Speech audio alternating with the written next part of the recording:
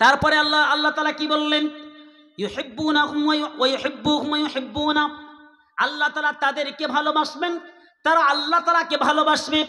তার মানে তোমাদের পরিবর্তে যেই সম্প্রদায়কে আল্লাহ পাক রব্বুল আলামিন নিয়ে আসবেন, ওই সম্প্রদায় আল্লাহকে ভালোবাসবে, আল্লাহ তাদেরকে ভালোবাসবেন। তারপর একটা কি বললেন, আজিল্লাতিন আলাল মুমিনিনা আইজ্জাতিন আলাল কাফিরিন, তারা কাফিরদের প্রতি কঠিন হবে, কঠোর হবে, এবং মুমিনদের প্রতি তারা কোমল হৃদয়ের হবে। যেই সম্প্রদায় আল্লাহ তাআলা নতুন করে সৃষ্টি করবেন, নতুন করে কোনো গোষ্ঠীতে যখন সম্প্রদায়কে নিয়ে আসবেন, তখন আল্লাহ সুবহানাহু ওয়া তাআলা তিনি বলছেন ওই সম্প্রদায়ের একটি তাদের বৈশিষ্ট্য থাকবে কি, কাফেরদের প্রতি তারা কঠিন হবে আর মুমিনদের প্রতি তারা নরম হৃদয়ের হবে। শুধু তাই নয়, ইউজাহিদুনা ফি সাবিলিল্লাহ, আল্লাহর রাস্তাতে তারা যুদ্ধ করবে, জিহাদ করবে। ওয়ালা ইয়াখাফু লাউমাতাল লাইমিন, কোন নিন্দুকের নিন্দাকে পরোয়া পর্যন্ত করবে না।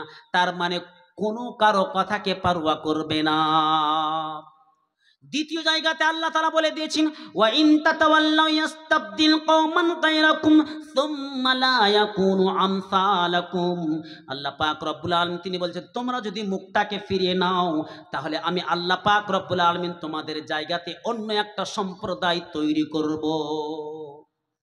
অন্য একটা সম্প্রদায়কে আমি আল্লাহ পাক রব্বুল আলামিন তৈরি করব, আর তারা কিন্তু সুম্মা লা ইয়াকুনু আমসালাকুম, তারা কিন্তু তোমাদের মতো হবে না। মুসলমানों नमाजों के लिए तैयार हो जाओ, कयामत आने वाली है, जरा होशियार हो जाओ।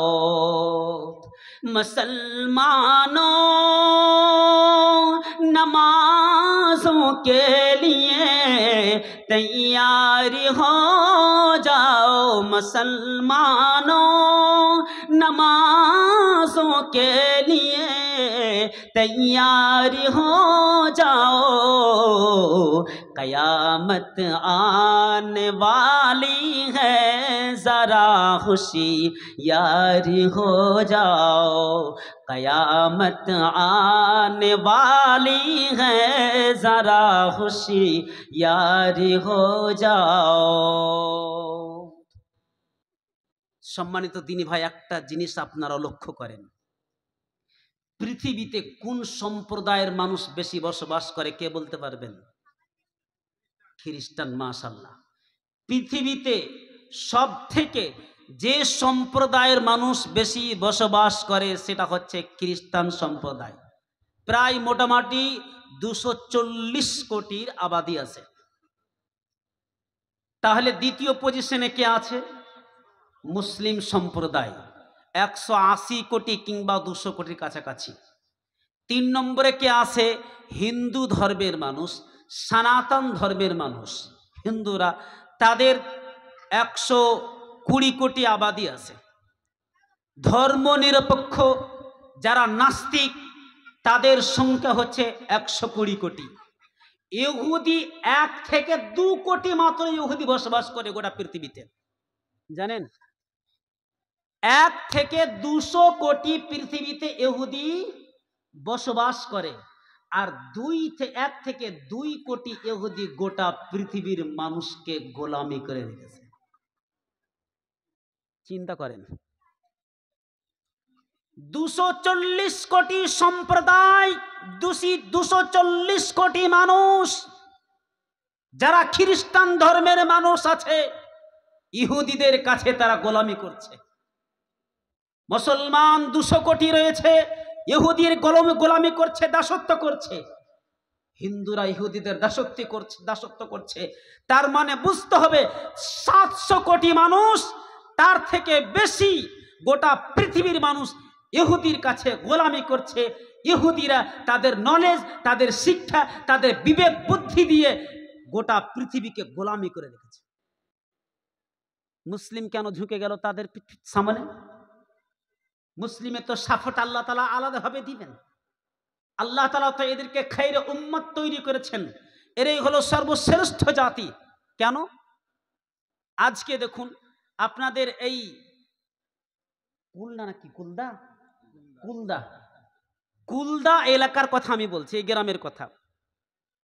আমি যদি এখন আইডিয়া অনুযায়ী যদি বলি যে এখানকার কত লোক সালাত আদায় করেন, তো 100%-এর মধ্যে 20% মনে হয় নামাজ বের হবে। ঠিক কিনা বলেন? 20% বের হবে।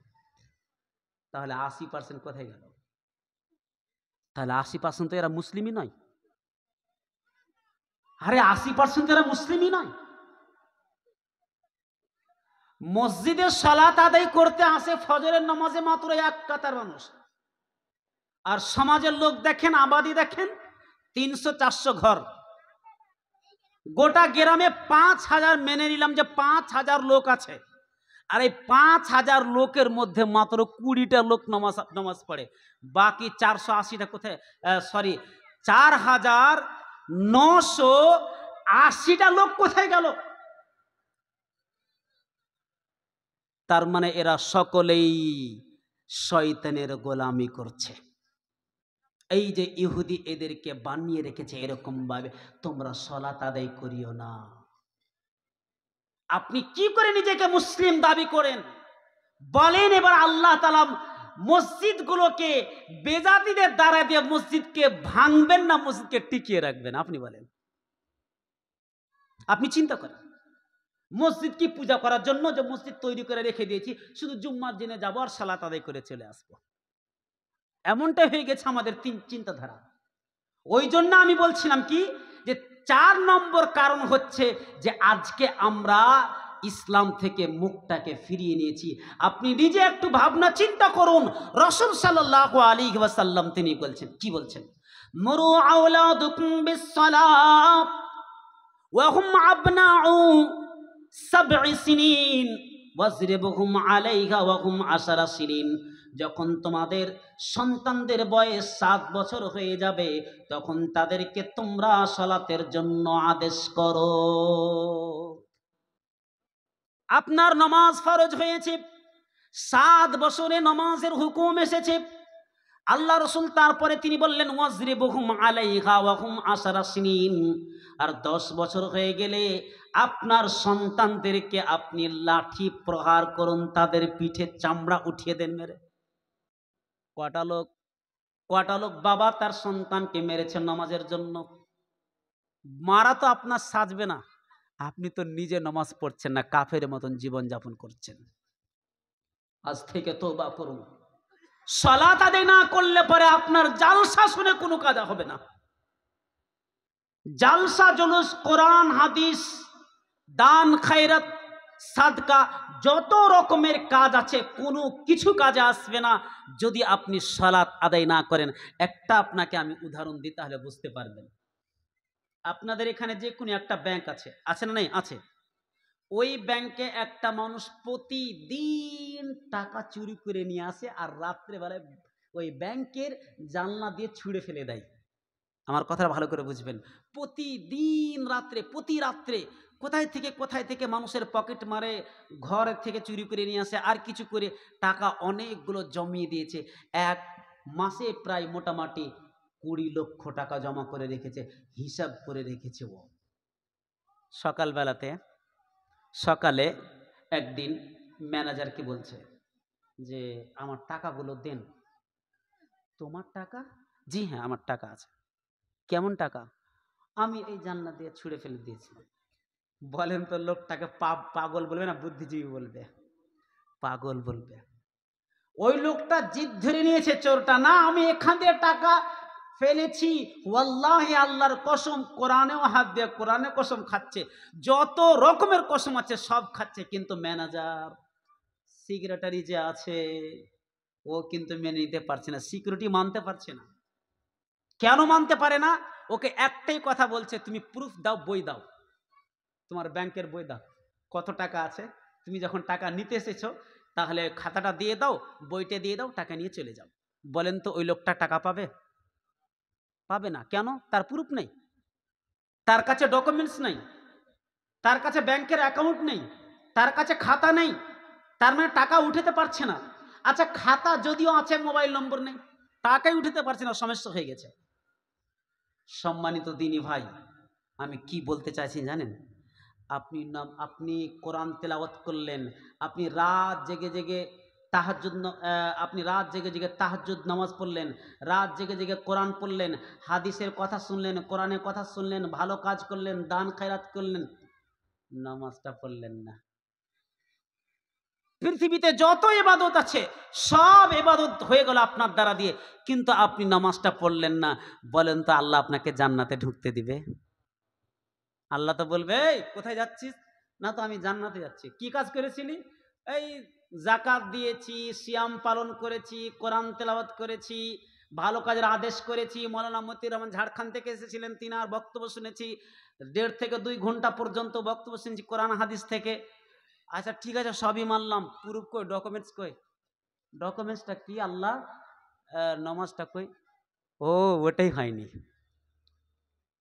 নামাজটাই পড়তে পারেনি। তো এবার দেখুন, আপনি নিজে বিচার করেন যে কি করে জান্নাতের আশা করতে পারেন। এই কপালটা আল্লাহর সামনে যদি মাথা নত না হয়, তাহলে আল্লাহ আপনাকে জান্নাত দিবে কেমনে? ইবলিস শয়তান একটি বার আল্লাহর কাছে মাথা নত করেনি, আল্লাহ জান্নাত থেকে বহিষ্কৃত করে দিয়েছে। একবার মাথা নত করেনি আদম আলাইহিস সালামের কাছে আল্লাহর সামনে। আল্লাহ তাআলা তাকে বিতাড়িত বলে ঘোষিত করেছেন। আপনি দিনে 34টা সাজদা ছেড়ে দিচ্ছেন, তাহলে আপনি কোন পর্যায়ে পড়তে পারেন আপনি নিজে বিচার করেন। আসবে মরণ কখন কোথায়, আসবে মরণ কখন কোথায়, কারো জানা নাই। জানাজার নামাজের আগে নামাজে পড়ো ভাই, তোমার জানাজার নামাজের আগে নামাজে পড়ো ভাই। আসবে মরণ কখন কোথায়, আসবে মরণ কখন কোথায়, কারো জানা নাই। জানাজার নামাজের আগে নামাজে পড়ো ভাই, তোমার জানাজার নামাজের আগে নামাজে পড়ো ভাই। রুকুকারীর সাথে আল্লাহ রুকু করতে বলে, তুমি কেন কাজের বিবর বলো না তাহলে? রুকুকারীর সাথে আল্লাহ রুকু করতে বলে, তুমি কেন কাজের বিবর বলো না তাহলে? দিলটা ডুবাও তেলাওয়াতে নেকি আয়াতে আয়াতে, দিলটা ডুবাও তেলাওয়াতে নেকি আয়াতে আয়াতে, কথা বলো রবের সাথে নামাজে দাঁড়াই। তোমার জানাজার নামাজের আগে নামাজে পড়ো ভাই। আসবে মরণ কখন কোথায়, আসবে মরণ কখন কোথায়, কারো জানা নাই। জানাজার নামাজের আগে নামাজে পড়ো ভাই, তোমার জানাজার নামাজের আগে নামাজে পড়ো ভাই। ইনশাল্লাহ আমরা সকলে 5 ওয়াক্ত নামাজ পড়ার চেষ্টা করবো ইনশাল্লাহ। ইনশাল্লাহ যদি জান্নাত পেতে হয়, বক্তব্য আপনি যদি মনে করেন এই মাহফিলে সময় দিয়ে আমি কিছু পাবো, তাহলে পরে আজ থেকে সালাত আদায় করবেন। আমি আগেই বলেছিলাম যে আমি আপনাদেরকে কিছু দিব, আপনারা কিছু নেবেন। তাহলে এই কথাগুলো আপনাদেরকে আমল করতে হবে। তখনই বুঝবো যে আপনি আমার কাছ থেকে এই জিনিসটা নিয়েছেন, যখন এই কথাগুলোর উপরে আমল হবে, বাস্তবায়িত হবে। 5 নম্বর হলো আল্লাহর পক্ষ থেকে গজব আসে কেন, এর 5 নম্বর। আল্লাহ তাআলা এবং রাসূল সাল্লাল্লাহু আলাইহি ওয়াসাল্লাম থেকে যখন অন্য কোনো জিনিসে বেশি মহব্বত হয়ে যাবে, তখন আল্লাহর তরফ থেকে আযাব আসবে। এটা আমি বলিনি, এটা আল্লাহ তাআলা সূরা তাওবার 24 নম্বর আয়াতে বলেছেন। তাহলে কি বলা হলো? قل إن كان آباؤكم وأبناؤكم وإخوانكم وأزواجكم وعشيرتكم وأموال اقترفتموها وتجارة تخشون كسادها ومساكن ترضونها أحب إليكم من الله ورسوله وجهاد في سبيله فتربصوا حتى يأتي الله بأمره।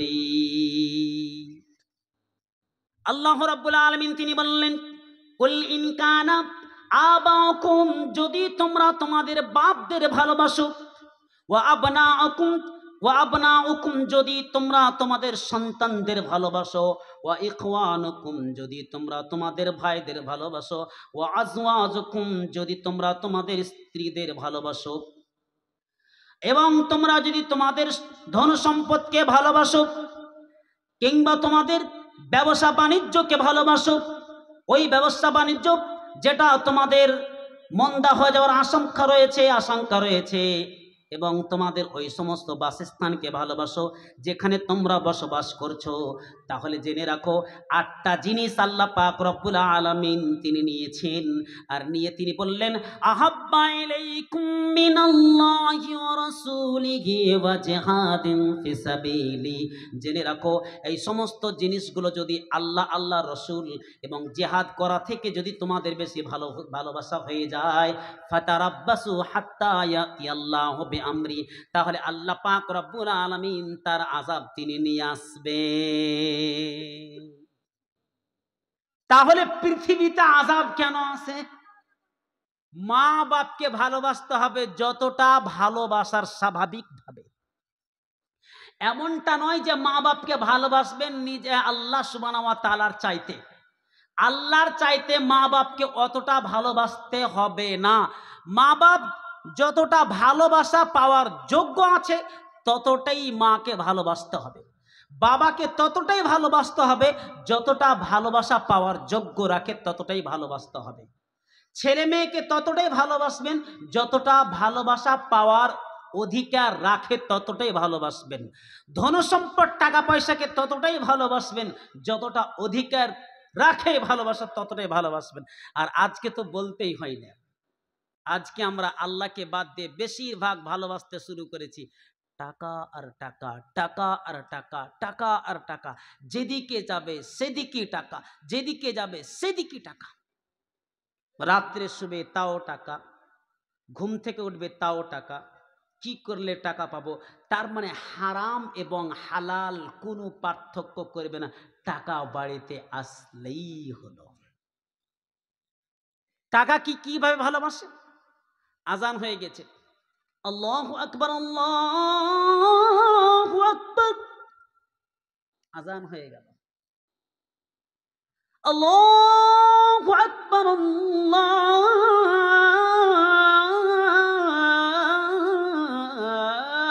আল্লাহু আকবার,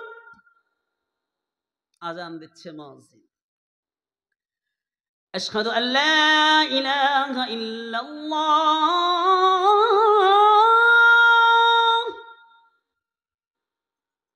আজানের ডাক আপনি শুনছেন, আপনি অর্থ বুঝতে পারেননি যে আজানটা কেন দেওয়া হচ্ছে, আজানটা কেন দেওয়া হলো।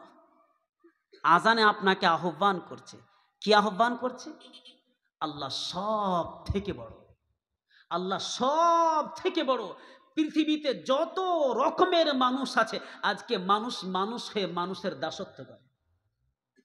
দেখেন নাই, ন্যাংটা বাবা, ফতে বাবা, কেল্লা বাবা, যত রকমের বাবা আছে বাবার পূজা হয়, যত রকমের মাজার আছে মাজারের পূজা হয়।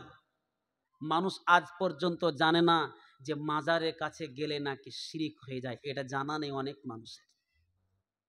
এই কপাল, আল্লাহ অন্য কোনো জায়গাকে কেন বলেনি যে মাথা নত করো, পা হাত এগুলো কোনো কিছু নেই, মাথাটার এত দাম কেন? আল্লাহ কপালটা কেন মাথার উপরে রেখেছে? এই মাথায় একমাত্র আছে যে আল্লাহর কাছে মাথা নত করবে। আর এই মাথা যদি অন্য কোনো মাজারের দরবারে মাথা নত করেছে, তাহলে পরে অবস্থা ভয়াবহ আছে। আপনি বলবেন মৌলানা সাহেব নিজের তরফ থেকে কোনো কথা বলিয়েন না প্লিজ, এখানে বিভ্রান্তি শুরু হয়ে যাবে। আপনার কাছে হাদিস থাকলে হাদিসটা বলুন। কি শুনতে রাজি আছেন? হাদিস বলবো না, শুনতে রাজি নেই, তার মানে কেউ বলছে না হাদিসটা বলবো। শুনতে রাজি আছেন? মাশাআল্লাহ। আল্লাহর নবী বললেন, দাখালান নারা রাসূলুন ফি যুবাবিন ওয়া দাখালাল জান্নাতা রাসূলুন ফি যুবাবিন। একজন ব্যক্তি একটা মাছির কারণে জাহান্নামে যাবে, আর একজন ব্যক্তি একটা মাছির কারণে জান্নাতে যাবে। মাছির কি দাম, মাছির কি মূল্য রয়েছে, যেটা আমাদের বাড়ির সামনে সর্বসময় ভন ভন করে উঠতে থাকে। আল্লাহ বলছে মাছি, আল্লাহ রসুল বলছেন মাছির কারণে এক ব্যক্তি জান্নাতে যাবে, আর এক ব্যক্তি মাছির কারণে জাহান্নামে যাবে। সাহাবায়ে কেরাম বললেন, আল্লাহ রসুল আমরা তো বুঝতে পারলাম না, কেমন জিনিসটা, ব্যাপারটা কেমন হয়ে গেল না, মাছির কারণে মানুষ জাহান্নামে কিভাবে যাবে? তখন আল্লাহ রসুল বলছেন, মাররা রাজুলানি আলা কওমিন লাহুম সালামুন, দুইজন বন্ধু এক এলাকা দিয়ে পেরিয়ে যাচ্ছিল, আর ওই এলাকাবাসীর জন্য একটা গম্বুজ তৈরি করা ছিল, একটা কবর তৈরি করা ছিল, মাজার তৈরি করা ছিল। যতক্ষণ পর্যন্ত এই মাজারের নামে কোনো কিছু দান করা না হতো, ততক্ষণ পর্যন্ত কাউকে অতিক্রম করতে দেওয়া হতো না, সেখান থেকে কেউ অতিক্রম করতে পারতো না। ফাকাল আলি আহদিহিমা, তাদের মধ্য থেকে একজনকে বলা হলো, কাররিব, এই মাজারের নামে, এই বাবার দরগারে এখানে একজন ব্যক্তি শুয়ে আছেন, এখানে পীর বাবা শুয়ে আছেন, এর নামে কিছু দান করে যাও। তখন সেই ব্যক্তি বলছে, মা ও কাররিব, আমি কি দান করব? লাইসা ইনদি শাই, আমার কাছে দান করার মতো কিছু নাই। কি দান করব? দান করার মতো আমার কাছে কিছু নাই। তখন বলল, কাররিব বলাও বেজবাব, যদি তুমি পারো, মাছি ভন ভন করে উঠছে, সেখান থেকে একটা মাছি ধরে মাজারের নামে দান করো। তখন এক ব্যক্তি একটা মাছি ধরে মাজারের নামে দান করলো, ওই কবরে দান করলো। ফাকাল্লাউ সাবিলাহু, তারা তার রাস্তাটাকে ক্লিয়ার করে দিল, যাও এবার তুমি যেতে পারো, তোমাকে আর কেউ বাধা দিবে না। ওয়াকাল লিল আখার, দ্বিতীয় জনকে বলল, তুমি কিছু দান করো। তখন সেই ব্যক্তি কি বলল, আমি কি দান করব? আমার কাছে দান করার মতো তেমন কিছু নাই, কি দান করব? তখন বলল, কাররিব, তুমি একটি মাছিও দান করো। কাররিব বলাও বেজবাব, একটা মাছি ধরে, জবাব মানে হচ্ছে মাছি, মাছি বুঝেছেন, জবাব মাছ আরবি শব্দ, একটা মাছি ধরে তুমি এই কবরের নামে দান করে দাও। তখন সেই ব্যক্তি বলছে, আমি আল্লাহ ছাড়া অন্য কারো নামে দান করি না, আল্লাহ ছাড়া অন্য কারো নামে আমি কিছুই দান করব না। তখন কি করলো তারা জানেন? ফাজারাবা উনুকাহু, উনুকাহু মানে হচ্ছে গর্দন, জারাবা মানে হচ্ছে মারা, তাহলে তারওয়াল দিয়ে এই গর্দনটাকে শরীর থেকে আলাদা করে দিল, মানে হত্যা করে ফেলল। আল্লাহ রসুল বলছেন, ফাদাখালাল জান্নাহ, সেই ব্যক্তি জান্নাতে প্রবেশ করছে। সুবহানাল্লাহ। একটা মাছি দান না করার কারণে আল্লাহ রসুল বললেন সেই ব্যক্তি জান্নাতে গেল, আর একটি ব্যক্তি সামান্য একটা মাছি দান করার কারণে জাহান্নামে চলে গেল। এবার আপনি চিন্তা করে দেখেন, কবরে তো আপনি আগরবাতিও জ্বালিয়ে আসছেন, কবরে তো আপনি চাদর চড়িয়ে আসছেন, আপনি তো ওই মাজারের নামে খাসি পর্যন্ত জবাই করছেন, আরো কত কি করছেন। তাহলে পরে আমি এইগুলো মানা করব না, কিন্তু কিয়ামতের দিন আল্লাহকে আফসোস করে বলবেন, আল্লাহ দুনিয়াতে আবার পাঠিয়ে দাও, যেই কাজ করেছিলাম এর বিপরীত কাজ করে আসব। আল্লাহ তাআলা কোরআনের মধ্যে তিনি ঘোষণা করে জানিয়ে দিয়েছেন, ওয়া হুম ইয়াস্তারিখুনা ফিহা রাব্বানা আখরিজনা না'মাল সালিহান গায়রাল্লাযী কুননা না'মাল। আর্তনাদ করে তারা আল্লাহর কাছে আর্তনাদ করে বলবে, ভিক্ষা চাইবে, আল্লাহকে বলবে, আল্লাহ এবার দুনিয়াতে গিয়ে ভালো কাজ করব, আর নোংরা কাজ করব না, আল্লাহ তুমি দুনিয়াতে পাঠিয়ে দাও। আল্লাহ পাক রব্বুল আলামিন তিনি একটাই উত্তর দিয়ে বলবেন, আওয়ালাম নুআম্মিরকুম, বান্দা আমি কি তোমাকে সময় দিলাই? আমি কি তোমাকে সময় দিই নাই? অবশ্যই আমি তোমাকে সময় দিয়েছিলাম, তুমি সময়গুলোকে তুমি নষ্ট করে ফেলেছো, তার মানে আমার ইবাদত না করে তুমি অন্য কারো কাছে মাথা নত করেছো। যাও এখন তার কাছে তুমি জান্নাত চাও। নবীরাও ফেঁসে যাবে কিয়ামতের দিনে। আপনারা হাদিস শুনেন নাই? সবাই যখন হাসরের মাঠে এই প্রচন্ড যখন রোদ সহ্য করতে না পারবে, মাথার ওপরে যখন সূর্যটা থাকবে, মাথার মগজগুলো টকবক করে ফুটতে শুরু করবে, তখন সবাই ছুটে গিয়ে হযরতে আদম আলাইহিস সালামকে বলবেন, আর বলবেন, আব্বাজান আপনি আমাদেরকে একটু সুপারিশ করেন, এই 50,000 বছরের দিনটা বরদাস্ত হয় না। একটাই দিন হবে, কত দিনের বলেন তো দেখি? 50,000 বছরের দিন, একটাই দিন হবে। ওই দিনে সবাই হযরত আদম আলাইহিস সালামের কাছে ছুটে যাবে। কেন? যখন সন্তান ব্যথা পায় কার কাছে যায়? ডাক্তারের কাছে, না কোনো মুসাল্লির কাছে, না হুজুরের কাছে, না মাস্টারের কাছে। একটা 10 বছরের সন্তান, 7 বছরের সন্তান, একটা 2 বছরের সন্তান কান্না করতে গেলে কেউ যদি মারে তাহলে পরে বাবার কাছে না হলে মায়ের কাছে ছুটে যায়, ঠিক কিনা বলেন? যায় না? তো ওই কিয়ামতের দিন যখন বান্দা অসহায় পড়ে যাবে, তখন বাবার কাছে ছুটে যাবে আদম আলাইহিস সালামের কাছে। আদম আলাইহিস সালাম বলবে, আমি তোমাদের কিছু করতে পারবো না, একজন নবী। তাহলে আদম যখন কিছু করতে পারবে না, তো এই যে আমাদের পীর মুরিদরা কি করবে বলুন তো? একটু ভাবেন। আমাদের পীরেরা কি ওই আদম থেকে বেশি বড় হয়ে গেছে? যারা কবরে শুয়ে আছে, মানুষ, ও তো একটা মানুষ। আরে নবী যাদের উপরে কিতাব অবতীর্ণ হয়েছে, যাদের উপরে ওহী অবতীর্ণ হয়েছে, তারা কিয়ামতের দিন বলবে, হযরত আদম আলাইহিস সালাম বলবেন, নফসি নফসি নফসি ইয়া নফসি ইয়া নফসি বলে চিৎকার করতে থাকবে। আর কিভাবে তুমি বাজলে, কিভাবে তুমি বুঝতে পারলে, কিভাবে তুমি, কেমন ভাবে তুমি জানতে পারলে? তোমার কাছে কোনো গায়বী শক্তি, গায়বী কোনো খবর এসেছিল নাকি যে তুমি আল্লাহ সুবহানাহু ওয়া তাআলার ইবাদত করছো আর মাজারের কাছে গিয়ে মাথা নত করছো? আপনাদের সাথে আমার কোনো শত্রুতা নেই, আপনাদেরকে আমি তুচ্ছ তাচ্ছিল্য মনে করি না। আমি আগেই বলেছি, আপনাদেরকে কিছু দিব, আপনারা নেওয়ার চেষ্টা করবেন। আপনাকে বলছি আমি, নমাজে কি পড়েন দেখি বলেন তো? নমাজের মধ্যে পড়েন কি পড়েন? ইয়াকা নাবুদু ওয়া ইয়াকা নাস্তাইন, মানে কি? হে আল্লাহ, শুধু তোমারই ইবাদত করি আর তোমারই কাছে সাহায্য চাই। এখানে তো আপনি স্বীকার করে দিলেন, শুধু। তার মানে শুধু যদি আল্লাহরই ইবাদত হয়, তাহলে পরে অন্য কারো কাছে চাওয়া লাগবে? আপনি এখানে স্বীকার করছেন, আর যখন আপনি বলবেন যে তোমারও ইবাদত করি, তাহলে কিন্তু জানতে হবে যে এখানে আল্লাহর সাথে সাথে অন্য কারো ইবাদত করছেন, ওই জন্য মানেটা আপনি একটু উল্টা করে করেছেন। তো কোরআনের মানেটা কি হবে? তোমারও হবে না তোমারই হবে? তোমারই না তোমারও? তোমারই, মাশাআল্লাহ। তাহলে আপনি স্বীকার করলেন, এখানে কি স্বীকার করলেন?